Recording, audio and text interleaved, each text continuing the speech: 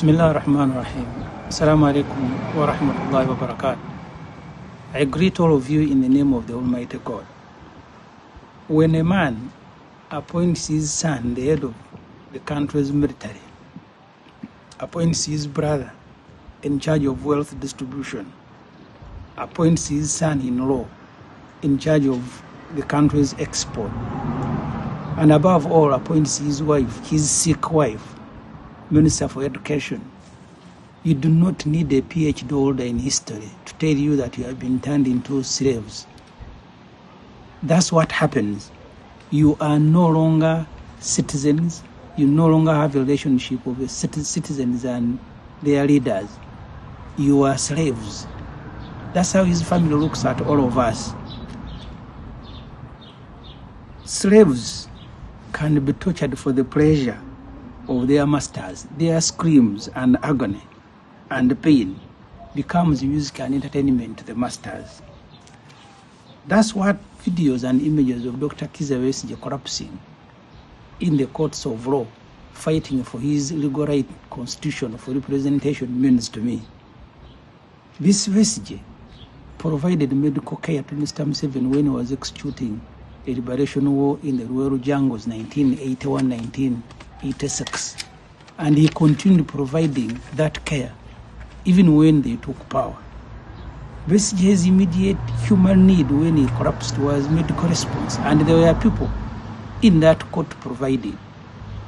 My party, the People's Front for Freedom, is blessed to have two of its deputy presidents as medical doctors, Dr. Nicholas Kamara, Dr. Lume Bayiga.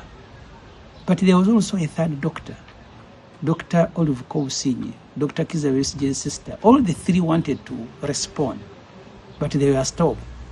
And Dr. Besigye was left in the hands of medical warders, left in the hands of prison warders, whose skills is in carrying and shooting guns. And I watched in disbelief as they ordered a ramshackled ambulance to come and take him initially to Luzira and finally to Mulago. Judge Baguma, in whose hands Dr. Besigye was dying and continues to die, retweeted to his office and I think called his masters to break the good news. And what was that good news? Is that the man that you don't like has collapsed. They must have, the masters of Baguma must have promised him a fat reward for continuing to inflict judicial terror on Dr. Kizza Besigye. On the entertainment menu of our masters, there are images of Sam Mugumya, who at one time was an aide Dr. Kizza Besigye. I have watched Sam Mugumya in pain.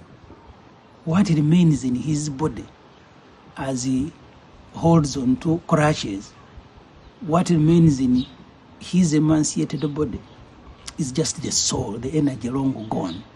And you can see the pain as he moves it around, the struggle.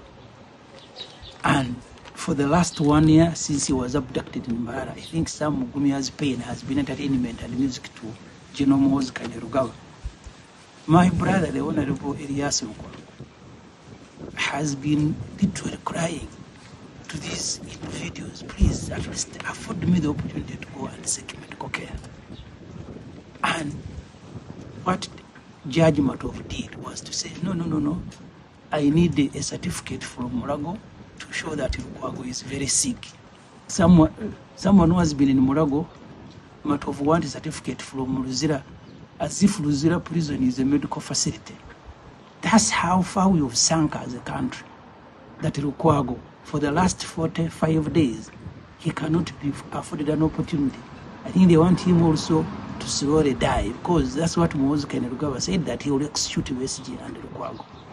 What about Mwanga Chivumbi?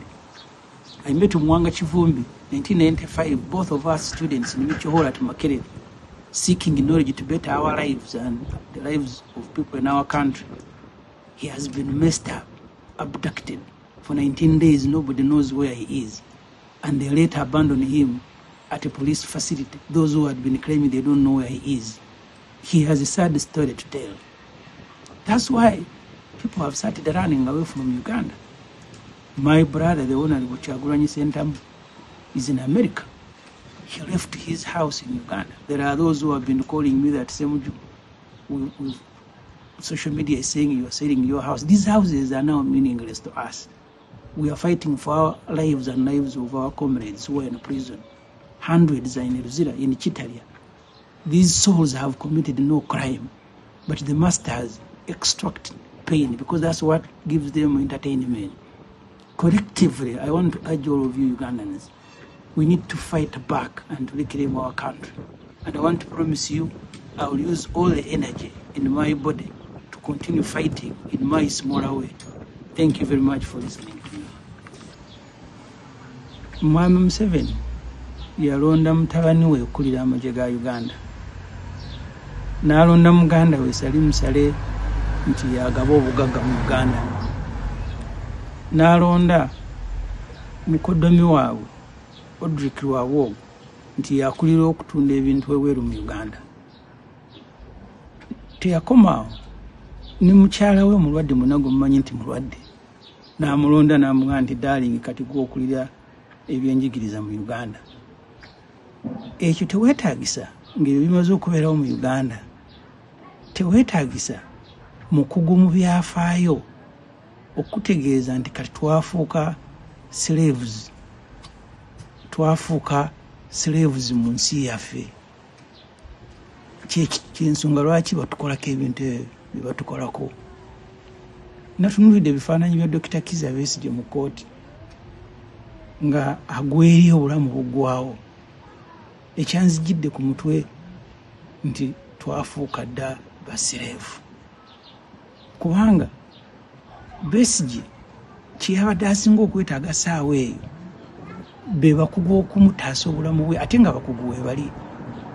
Ffe ekibiina kyaffe kya PFF tuli bamukisa nti abamyuka ba pulezidenti babiri bonna bonna basawo batendeke, Dr. Mayikululume Bayiga, Dr. Nicholas Kamala. Naye mu kooti mwabaddemu ne mwanyina wa Besigye Dr. Olive Kobusinyi naye musawo. Bonna ne balaajana babakkirize basobole okutaasa Besigye naye baguma n'agaana. Ekyaddidde Besigye ne bamulekera aba prison abasirikale ate nga ffena tumanyi obukugu bwabwe buli mu kukuba mundu na kuzeetika ku migongo. Era wabalabye nga bonna bonna balwana batumya ambulance gye baleese enkadde okamala neeteeka mu Besigye ne bamuddusa ne bamutwala e Ruzira, olwamaze ne bamutwala e Mulago. Besigye kyeyadde yeetaaga saawa eyo okutaasa bulamu bwe. Oyo Besigye oyo ye yajjanjaba Museveni nga Museveni yeetaaga obujjanjabi nga bali mu luweero balwana. Naye ye bwe yabwetaaze Museveni yamuwadde bakuuma mundu ne bamuwalabula omubiri gwe nga balinganga abawalabula kapi y'okusuula ku nsiko.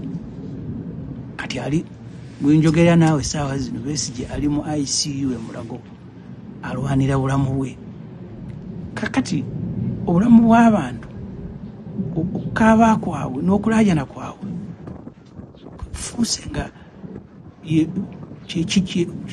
kweyagala kwa Mwami Museveni ne famire ye. Muna mwalabye akatambi akalimu ebifaananyi ebya Sam Mugumya. Oyo yali muyambi wa Besigye. Baamukuba takyasobola na kuyimirira, akwata bugaali omubiri gwaggwawo dda temukyali maanyi lwakuba Katonda akyagukumiddemu omwoyo. Namulabye bambi nga neena alwana okutambuza omubiri gwe. Ebifaananyi muna mwali birabye.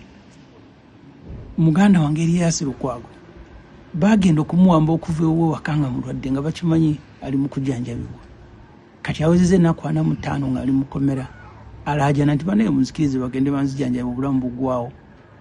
Omulamuzi Matuvu yamugambye nti e Ruzira tebannaba kutuwa bbaluwa eraga nti oli mulwadde nga gy'oli nti Ruzira lyafuuka ddwaliro lulimu amanyi nti eryo kkomera. Lukwago abadde Mulago nga gavumenti yemututteyo abaamusiba. Naye ate omulamuzi yagambye Matovu nti njagala ab'e Ruzira abakuuma mundu bwe baba bandeetera ebbaluwa eraga nti oli mulwadde ddayo mu ddwaliro. Oba ofiireyo kasita Muhoozi Kainerugaba yagamba nti ayagala kutta Besigye ne Lukwago. Muwanga Kivumbi oyo muganda wange twasinkana Makerere nga ffenna tuli baana bato tusoma mu 1995. Tusoma tufuna obukugu tusobole okweyimirizaawo n'okuyimirizaawo eggwanga lyaffe. Ennaku 19 ali eyo bamukubye emiggo yabadde alaga omutwe ogujjudde ebiwundu n'agamba nti abasajja bankuba omusaayi ne guyiika ate ne batandika okunzijanjaba. Kakati awo Uganda wetuuse. Kakati oba oli awo ng'okyalina obulumi obwo oli naakukubira essimu n'agamba nti owaayi Semujju eno abantu bali mu kugamba nti otunda amaka go wadduse. Ne kibeera ng'amaka nti kyekikulu mu bulamu bw'okusinga obulamu bw'abanno bonna abali mu makomera naye lukwaga amaka galina gali waka.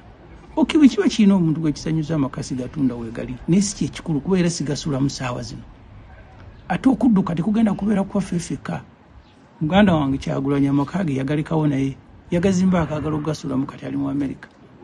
Ate naabo abalina obuyinza n'amaanyi nabo kinoomu bagenda banoonya amaka ewalala.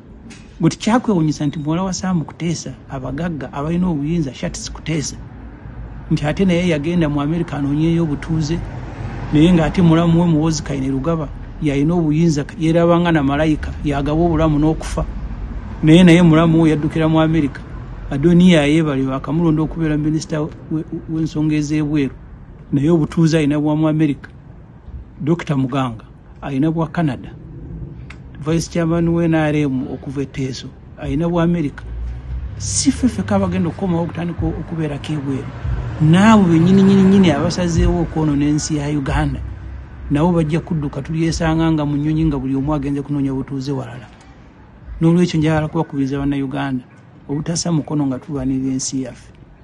Nange mu ngeri yonna gye nsobola yonna gye n'abandi oba n'abankomyewo oba n'abeera ku muliraano kye nsobola okukola nja kikola okulaba nga Uganda etereera. Bino ebirala Katonda ajja tusaasira mwebale nnyo okumpuliriza.